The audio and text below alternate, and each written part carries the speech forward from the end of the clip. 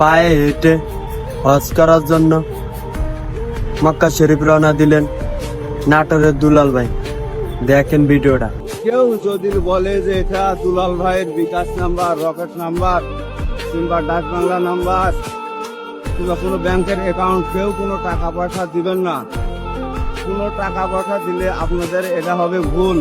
আমি কোনো টাকা পয়সা চাই না, আমি শুধু আপনাদের কাছে দোয়া চাই। আর বাংলাদেশ সরকারের কাছে আমার আকিল আবেদন যে আমাকে যেন বর্ডার পার হওয়ার জন্য ভিসা যেন দেয়, কয়েকটি বর্ডার পার হওয়ার জন্য যেন আমাকে ভিসা দেয় বাংলাদেশ সরকার। এই জন্যই আমার আসসালামু আলাইকুম।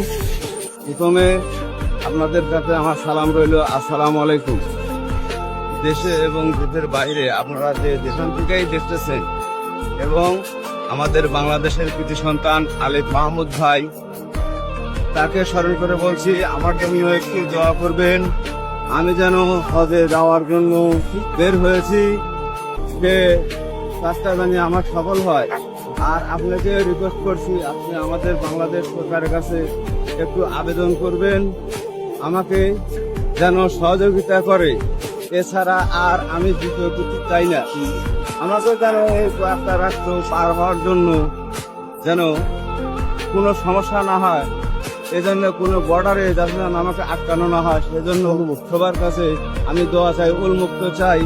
আর আপনাদের সবাইকে বলছি যে আপনারা কেউ যদি বলে যে এটা দুলাল ভাইয়ের বিকাশ নাম্বার, রকেট নাম্বার কিংবা ডাক বাংলা নাম্বার কিংবা কোনো ব্যাংকের অ্যাকাউন্ট, কেউ কোনো টাকা পয়সা দিবেন না। কোনো টাকা পয়সা দিলে আপনাদের এটা হবে ভুল। আমি কোনো টাকা পয়সা চাই না, আমি শুধু আপনাদের কাছে দোয়া চাই। আর বাংলাদেশ সরকারের কাছে আমার আসলে আবেদন যে আমাকে যেন বর্ডার পার হওয়ার জন্য